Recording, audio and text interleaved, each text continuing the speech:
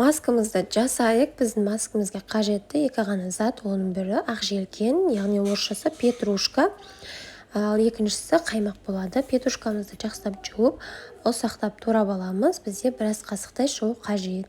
Ыдысымызға салып, оның үстіне 2 шай қасықтай қаймақ қосамыз. Қаймақтың проценті маңызды емес, яғни 15% немесе 20% қолдансаңыздар болады.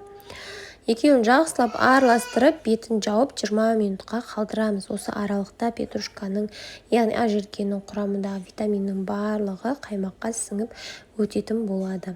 Бұл масканы тек көздің астын қараюына ғана емес, бетті ағартуға, беттегі дақты кетіруге көмектесетін маска ретінде қолдансаңыз болады.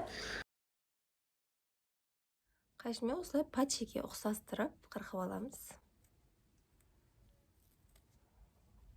Маскамызды алып, бұлай әдемілеп тұрып жайғастырамыз, чтобы көзіміздің астына қоюға ыңғайлы болу үшін. Көзіміздің астына әдемілеп ұқыпты етіп қойып қоямыз. Ал екіншісін тура осылай жасаймыз. Тынышталып жатсаңыздар тамаша болады. Көзіміздің астына жақтық. Енді қалған масканы беттің барлық жеріне жағып қоюға болады.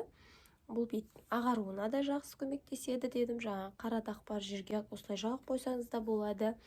Қара даққа күндіз жасауға болады.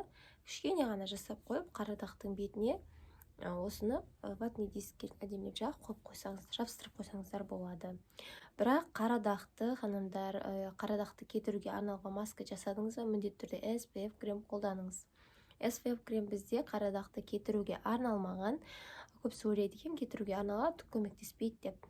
SPF крем бізде қара дақты кетіруге арналмаған, оның қара дақтың пайда болуын алдын алуға арналған. Мен осы масканы жасап 20 минутте отырамын. Бетімен жағып қоямын, қазір жақсылап. Орамалмен сеп кете ма деп тұрмын, сондықтан кейін 20 минуттан кейін жуып тастаймын. Артынан SPF крем жасаңыздар болады, күндіз жасайтын болсаңыздар. Ал түнде жасайтын болсаңыздар, нәлендіретін, ылғалдандыратын кремдер жағып қойсаңыздар болады. Ал ертеңіне шыққан кезде көшеге міндетті түрде SPF крем жағып шығасыздар. Оны ұмытпайсыздар деген үміттемін. Осылай аптада 2 рет жасаңыздар көздің астына. Көзбен бір ай жасаңыздар, нәтижесі байқалады. Міндетті түрде жасап көріңіздер. Бұл көздің айналасындағы әжімге де жақсы көмектеседі. Петрушканың құрамындағы витаминдер біздің бетімізге қажетті көптеген пайдалы элементтерге, витаминдерге, микроэлементтерге бай. Сондықтан кәдімгі табиғи жағдайындағы маскалерді жасаудан қорықпаңыздар. Оның ешқандай зияны жоқ, тек қана пайдасы бар. Тек сіз маска жасаудан алдын аллергияға тест жасауды ұмытпасаңыз болды.